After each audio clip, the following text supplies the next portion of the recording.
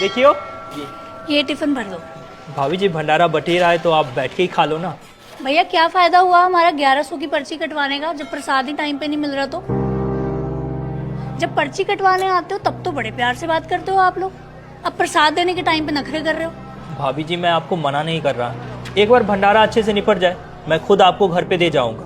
अब यहाँ कुछ कम हो गया तो दिक्कत हो जाएगी। वो ठेका ना भैया हमारा नहीं है, हमने आपको पूरे पैसे दिए थे ना, तो लो भरो टिफिन। अरे भैया खाने का भी ना कोई टाइम होता है, ये भंडारा तो शाम तक चलने वाला है, तब तक क्या मैं यहीं बैठी रहूं?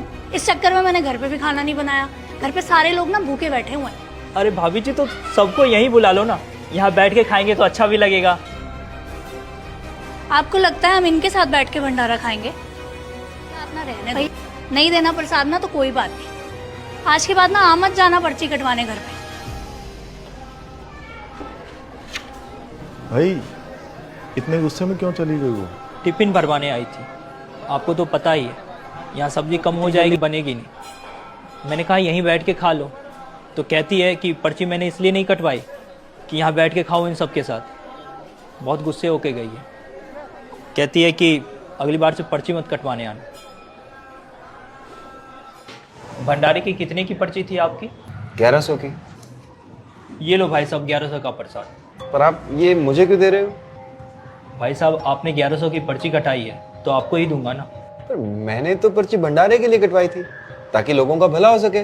भाई साहब लोगों का भला तो होता रहेगा, आपका जरूरी है, आपने पैसे जो दिए थे। लेकिन अगर 1100 का प्रसाद मुझे ही दे दोगे तो मेरे दान करने का क्या फायदा हुआ? अब ये चीज़ तो भाई साहब आपको भाभी जी को समझानी चाहिए ना। माफ़ करना भाई साहब, आगे से आपके यहाँ भंडारे के लिए पर्ची कटवाने नहीं। कुछ ऊंच नीच बोला हो तो माफ़ कर। राधे राधे। राधे राधे।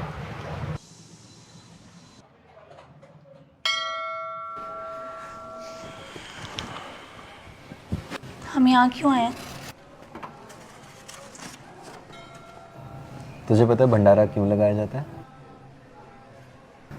ताकि सब तरह के लोग यहाँ बैठ के इकट्ठे होकर खाना खा सकें। सुन, उस लड़के को देख,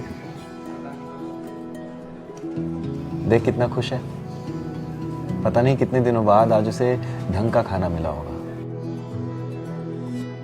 तुझे पता है भंडारे का असली मतलब क्या होता है? कि यहाँ जात पात धर्म समाज कुछ नहीं देखा जाता, देखा जाता है तो बस दान देने वाले की नीयत। और पता है हिंदू धर्म में सबसे बड़ा दान क्या है? अन्नदान। और मुझे लगता है कि हम बहुत खुशकिस्मत हैं कि भगवान ने हमें इस लायक बनाया कि हम दान कर सकें। और अगर दान देके भी कोई इंसान ये जताए कि उसने दान किया है तो उस दान की कोई वैल्यू नहीं रह जाती है। तो इसलिए असली दान वही है जो ना बताया जाए ना जताया जाए। तुम गृहस्थ हो, तुम अपनी कमाई करते हो तो धाम आओ तीर्थ आओ, दो को पवा दो, लेकिन पाने की इच्छा मत रखो।